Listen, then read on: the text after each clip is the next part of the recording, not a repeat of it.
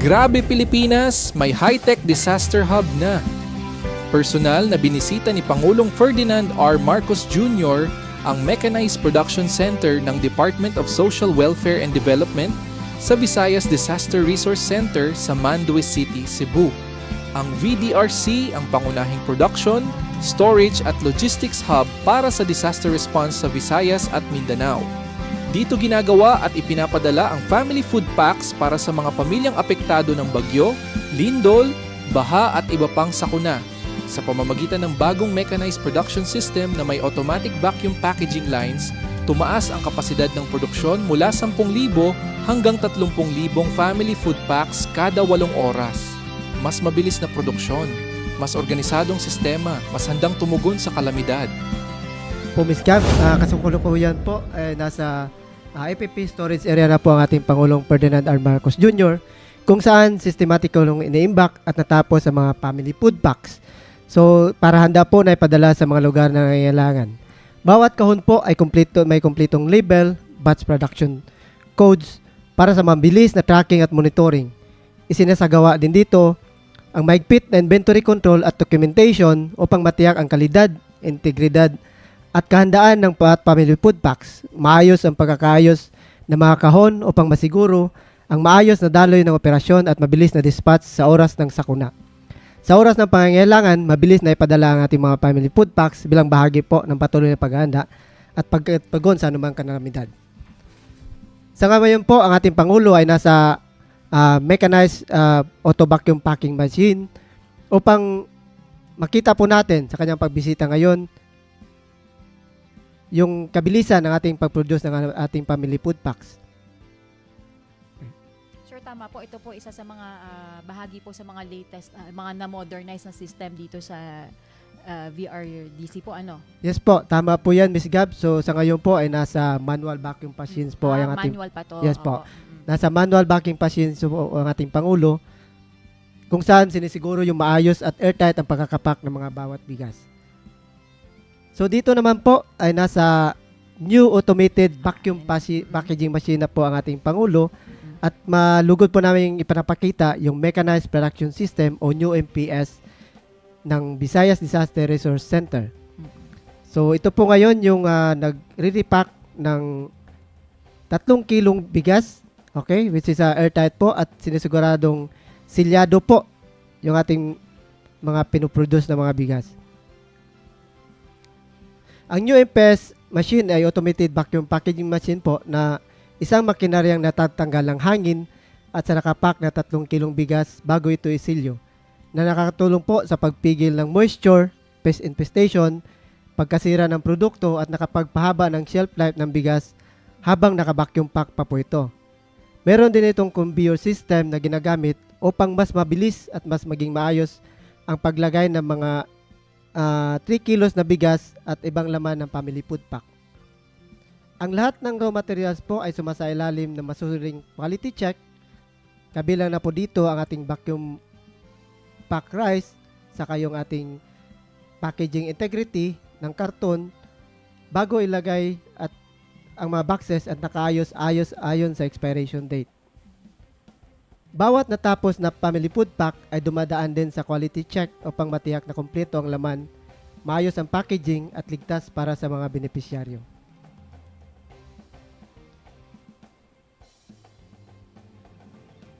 Sir, bukod po sa bigas, no, ano pa po yung ibang mga raw materials na pinapack natin na kasama dyan sa family food packs? Ms. Gab, kasama po natin dito yung mga dilatang sardinas, dilatang corned beef, dilatang tuna flakes, at kasama po sa nabanggit yung choco malt, coffee 3-in-1, at saka yung instant soup.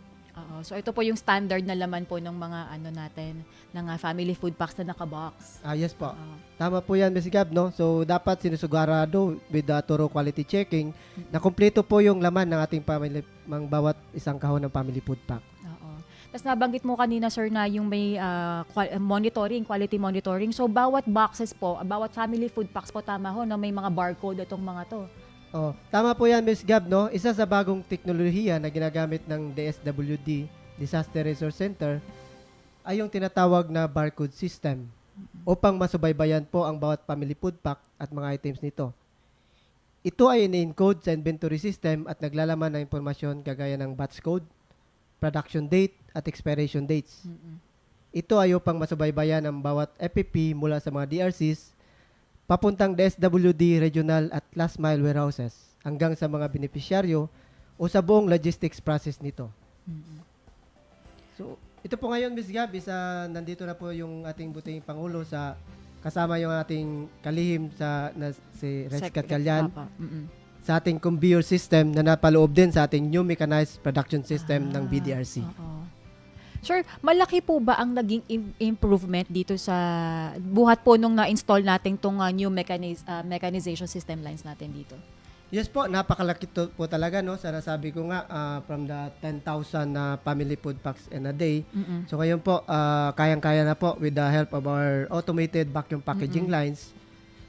Kayang-kaya na po ng 30,000 na on a daily basis yung production ng ating family food packs dito po sa Visayas Disaster Resource Center.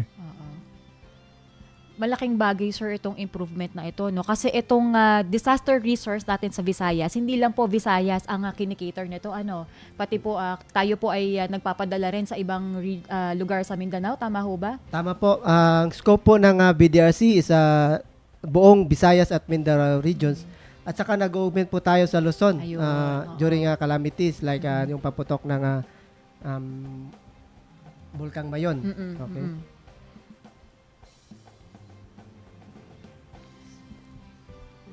Sir, so far po ba, ilan na po ang naging total production output natin?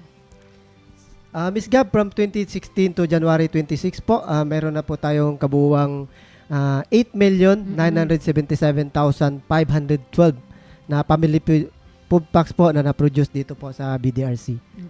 Sir, buhat po ito nung tama po, no? Noong 2016 na nag-start tayo ng operations, magpahanggang this year po. Tama to? Tama po yan po. So yan po, nakikita natin yung bagong teknolohiya dito sa Visayas Disaster Resource Center. Kasama na din dito sa Luzon Disaster Resource Center yung tinatawag na barcoding system para po sa monitoring at tracking ng ating ng laman ng bawat family food pack po. Tama ho, sir. Yun po yung kanina, yung may date, November 9. Yan po, yung nilagay po yun ng ating barcode personnel, yan po yung barcoding system. Oo. Sir, yung kanina yung may nakatatayong... Yan po yung pinakakita ng ating kalim po. Yan po siya. Yun yung bagong technology na ginagamit sa mga DRCs po. Sir, paano po ito, no? So, pagka dadali na po ito dun sa region or sa area na kung saan, yung may nasa lantang area, etong mga barcode na yan, parang dyan nila tama po, i-scan po yan, no, ng ating mga regional warehouses para po mamonitor natin hanggang sa beneficiary po na nakatanggap. Naglalaman po yan ng mga informasyon po doon sa ating loob ng mga items sa loob ng ating family food pack. Sir, napag-usapan nga po natin kanina, no, na ang so far po ang daily po na production output natin for family food packs is umaabot po ng 10,000 to 30,000 per day or per 8-hour cycle shift po, di ba ho? Tama po yan, per 8-hour shift po. That's 30,000 po. Sir, sa dami po ng output natin every day, paano po natin na i-imbak or na i-store itong mga family food packs? Pakita sa atin ng ating DSWD Secretary itong bagong repacking center, pero makita ninyo puro makina na, dati kinakamayan. Nung manual ang trabaho rito ay nakakapag-produce sila sa isang araw 10 to 12,000. 5 to 8. 5 to 8 pa lang, 5 to 8,000. Ngayon, pagka full blast, itong ginagamit itong mga bagong mga machine ay dadami na hanggang 30,000. Kaya nila a day, a day ito. 30,000 a day.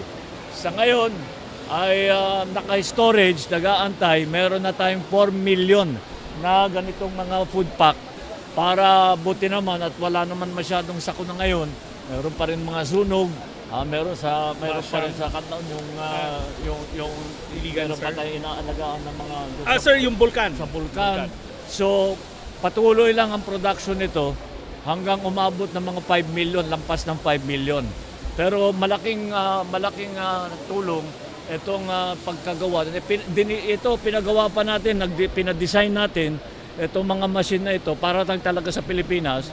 At ito meron tayo sa Luzon, ito yung para sa Visayas at saka Mindanao. Yung Mindanao, meron tayong tinatayo na isa pa sa Butuan City, pero hindi pa mag-operate yun hanggang siguro end of the year, next year. So, in the meantime, dito muna natin kukunin. Kaya napakalaking bagay at sinasabi ko sana nga hindi na magkabagyo, hindi na magkasakuna, mabulok na lang sana lahat ng food pack natin. Sir, ano yun? Para Binibigay na lang, cash hindi forward? na yung mga mag-expire, pinamimigay na lang natin dahil mag-expire na hindi na magamit. So, ganun ang sistema na ginawa natin. Kaya maganda na ang production na para sa food pack, para alalayan naman natin. Ito ang unang panahon na ang national government ay nagbibigay nitong klaseng food pack. Nung nakaraan, kung saan na lang kumukuha yung mga biktima.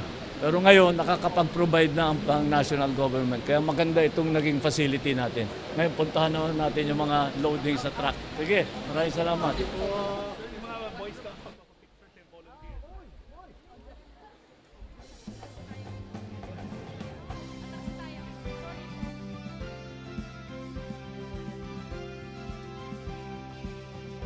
Sa dami po ng target production at dispatch natin daily na libo-libong food and non-food items po, no, kailangan po talaga natin ng malaking manpower dito. Tama po. At eto nga po, nakikita natin, may kasama po ang Pangulo na ilang mga kabataang naka-uniform po ng Boy Scout and Girl Scouts. Mhm. No, sir? Yes po. Yan po yung mga volunteer groups natin na tumutulong sa BDRC, kasama yung ating mga BDRC staff na tumutulong na pag-produce ng ating mga family food packs. So ayan po yung ating Pangulo natin at ating kalihim na kasama natin sa yung mga cash for work beneficiaries ng DSWD. So sa kabuuan po, meron na po tayong 24,743 volunteers po, individual at saka mga grupo na namobilize po since 2016 hanggang January po ng taong ito. Kanina nga po, sir, meron tayong, may nakausap tayong ilan sa mga Boy Scout and Girl Scout na Tama mga po. volunteers. Nakakatuwa po kasi even at such a young age po, parang naging calling na talaga nilang tumulong sa sa kapwa. Yan, yes po. Tama po, Ms. Gab. Yan din po yung gusto ng ating kalihim, no, na saka ng ating Assistant Secretary Quintilla na masakatuparan yung pagbubolunteer ng ating mga kabataan. So, malaking tulong talaga yung presensya nila dito sa BDRC po. At hindi lang po Boy Scouts, sir, no? Meron pa tayo iba, mga members po, po ng mga oo. ilang church groups, Oo. So, ngayon po, pinapakita na po, no, nasa kasalukuyang loading Bay Area na po yung ating Pangulo. Saka pinapakita po dito yung pagkakarga ng ating mga family food packs doon sa mga trucks na ready na at saka ipapadala na po sa Rio ng Caraga dahil po ito sa nakaraang baha dulot ng shoreline at saka sa field office po 6 for the stockpiling para po mapabilis natin yung agarang tugon sa panahon ng kalamidad. So, sir, yung mga nakaload po ngayon dito sa mga truck na yan, mga bagong pack po na family Yes food po, packs yan. tama po. May kasama rin po dyan mga non-food items. Ano po? Sa ngayon po, isa family food pack lang po ang pinakarga natin sa request ng ating Caraga region para po I sa see. baha. So, depende po ito sa request din ng affected community po, sir. No? Yes po, Okay. tama po. Affected regions or province and municipalities po. Mm-mm. Pero meron na po tayong mga naka-stockpile na mga family food packs at the regional level at saka doon sa municipal level. Yun yung Okay. tinatawag nating stockpiling po. So, parang naka-preposition na Yes, sila doon. Tama, ready sir, preposition at any time of the disaster, ready na po natin mapamimigay sa mga biktima po ng kalamidad. Opo. So, bali ito po parang augment. Yes po, ito Okay. yung augmentation natin from DRCs papuntang regional at saka last mile warehouses po. Opo. Tsaka, sir, kumbaga ito, yung dispatch po ng mga family food packs po and of course yung non-food items na rin. Kumbaga, ganun po ba yun, sir? Hindi lang siya isang beses na dispatch? Yes po, sa ngayon, sunod-sunod na po yung dispatch namin, no? May mga request din from the regional. So, palagi po on a routine basis, meron talagang dispatch si DRC papunta mga regional at warehouses. Para po isang logistics sa supply chain po yung kabilang Oo, ng dispatch. oo. Okay. Para din po fresh at saka di kalidad pa rin po yung matatanggap ng ating mga beneficiaries. Oo. Gaano katagal po ba usually kapag nagsa-stock po tayo, sir, no, nagpi-preposition, gaano katagal po ba ang, paano, sila naglalast? Parang ganon, yung shelf life po nila, ilan? Yung shelf life is 6 months. 6 Dapat months, natanggap na natin from expiration dates. Ah, 3 months from oo. expiration dates. Dapat nabigay na natin sa mga beneficiaries. Mm-mm. Pero, yung quality assurance talaga ng NR Limbis, dapat may bigay naman agaran para hindi naman siya maabutan ng expiration. Oo. Yun talaga yung control namin sa mga DRCs. Alright. Sir, going forward po, ano po ang prioridad ng Visayas Disaster Resource Center? Ms. Gab, sa DSWD Visayas Disaster Resource Center, buong suporta po ng ating Pangulong Marcos at sa pangunguna ng ating kalihim. Prioridad po ang kahandaan natin, pinakita natin ang dedikasyon sa pamagitan ng maayos na stockpiling, quality assurance at koordinadong logistics. Nanatili kaming handa at maagap sa pagtulong sa ating mga kababayan sa oras ng sakuna at pangailangan. Dahil anumang panahon, sa DSWD, bawat buhay mahalaga. Patuloy na nililingap po ng DSWD ang ating pong mga kababayan na nasalanta ng bagyo, ng mga kalamidad, at para po sa akin, nagpapasalamat po ako sa Diyos na ang DSWD po ay nagbibigay din po ng oportunidad para po sa katulad namin mga kabataan na makatulong po sa mga ganitong gawain. Na kaugalingan na rin natin na tumulong sa ating kapwa at bilang ring isang member ng Boy Scout of the Philippines, isa din ito sa pagsasapuso ng aming batas na pagiging matulungin at lalo na sa oras ng kalamidad. We are very grateful po na makatulong po sa pagre-repack po ng mga relief goods.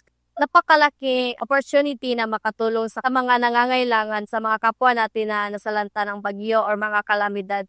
Hindi man ako makapunta doon pero sa ganitong paraan is nakakatulong ako sa kanila. Kahit na nakakapagod minsan, pero masaya din dahil masaya akong nakakatulong din ako sa kapwa kahit lang sa pagtulong dito na magre-repack.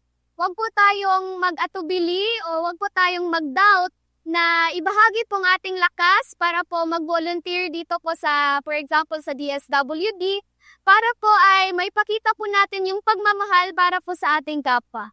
Sa mga kababayan po nating nasalanta ay huwag po kayong mag-alala kasi may tulong rin na darating at huwag din po natin kalimutang magdasal.